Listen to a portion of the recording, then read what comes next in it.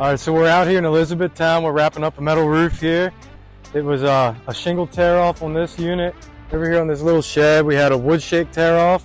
So we pretty much came in, removed everything down to the bare wood deck, covered it with synthetic roofing underlayment, installed new brown metal roofing. It's a 5-rib G100 from AB Martin, and it's pretty much a lifetime roof. You know, once it's on, you don't got to worry about it again.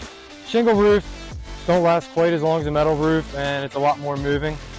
So, you know, because you got little tiny shingles and it's 5 nails of shingle, you know, it's a lot of moving back and forth. Whereas a metal roof, you got big sheets. You know, they go up, screw down pretty quick, pretty straightforward to put down.